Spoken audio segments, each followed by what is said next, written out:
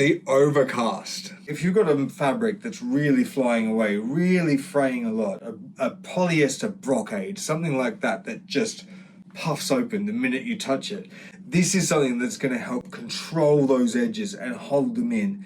And if something does fly away, it's only making it as far as the next loop before it's caught again and controlled. So this is a great control stitch. This video is a little clip and part of a far larger video showing you how to get professional seam finishes using your home sewing machine instead of an overlocker or a serger. I go through about 10 different processes you can use on your home sewing machine, and it's in this video that I've got linked right here, and it's linked in the description. So if you want to have a look at some more processes like this to finish your seams, check out that video and see what you can do. So this uses on brother sewing machines like mine here, foot G, like that. This is the G foot.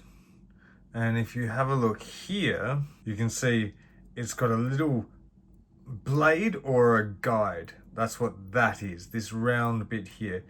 And you line up your fabric to that. Then you see up here, there's a pin or a little bar. The needle goes across this when you have the right setting on your machine. Does a little stitch. This then sort of loops it. It holds the stitch up, if you think, and makes a little loop at the edge of the fabric, and then it comes back into your fabric again. So it's holding it just here, so it's just touching the edge each time. So this is called the Overcast stitch. And with this foot, you use either 6 or 7. And I'll do both so you can see how they work. I've got my stitch length to 4 and my width to 5 again. So like the zigzag, this is gonna make a nice wide overcast, and it's gonna catch the edge of your fabric and keep it nice and secure. Line up the edge of your fabric here with the guide, and this is where you're watching the whole time you're doing this. You're making sure that the edge of your fabric is going to that guide and staying nice and flat as it goes through. Bring you in really close. Watch this part here. This is the bar that it's hopping across, that the thread is jumping across.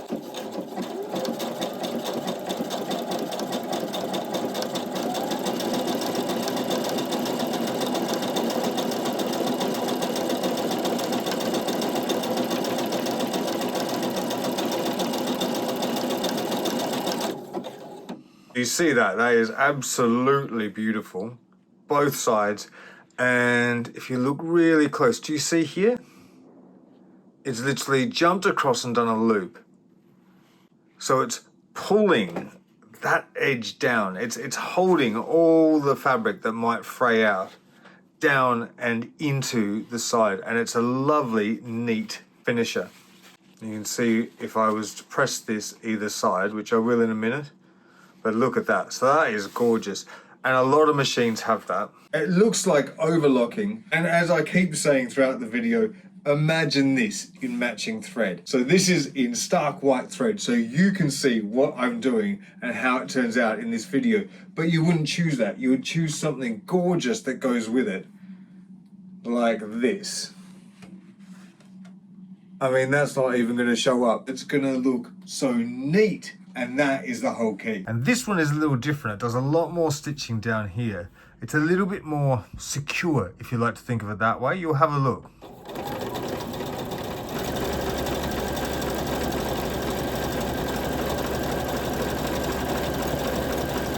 I mean, that is secure. Absolutely lovely. Really neat, and you can see it's capturing the flyaways. So if you went down and just clipped the flyaways, they're not coming back, and they only go as far as the next stitch. That's the beauty of these seams. They look fantastic from the outside. It looks like any other seam, doesn't look different, but it does have that beautiful uniformity. At the end of the video, when we talk about all-in-one stitches, this is one that I'm talking about. Not everyone's going to have this stitch. I have it on my brother. This is it. It's the number 21. You can see it here. So on my brother machine, it's stitch number 21. We come down, it goes up, around, back on itself, back down and then forward again. So we've got a really great complicated stitch, and you'll see when it comes together that it actually makes something pretty neat and pretty useful. You can stay at 5 like we've done with all our other stitches.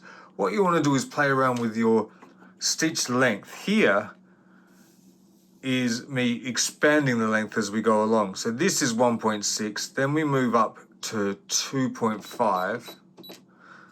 And do you see the tightness you're getting? So obviously this takes longer and takes more thread, but look at that. That looks like serging or overlocking. Really secure. And then as we get down to the end, this is 5, I think this is 7 on width and about a 5 on stitch length. So it's far looser, a lot like a zigzag. You're still catching everything, you're still keeping everything secure, but it just gets a little bit looser as we go. So I'm gonna go somewhere in the middle. I think I'll go here, put it on a 3 and a 5. That's gonna make something quite pretty, but still really functional.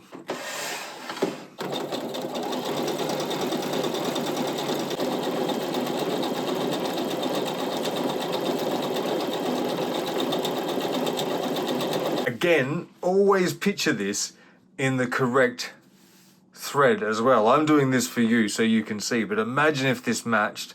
That would look like a beautiful seam, isn't it? Either way you press it as well. So that's the front and that's the back. They're really lovely. Not every machine has that, but if you do, it's a fantastic option and a great option when you go on to our one pass wonders. So if you have something like this, the key is it's going across, up, then it goes back on itself, comes back and goes across again. So it's making that shape, that sort of looping shape. So it's really secure. You're really holding those seam allowances together, but also doing a vertical seam at the top here. That's holding it even tighter. So you've got a really secure, great little stitch there if you have it. If you don't have that exact one on your machine, there could be something quite similar. So have a look for that shape with that vertical back stitch at the top. Really useful and really cool.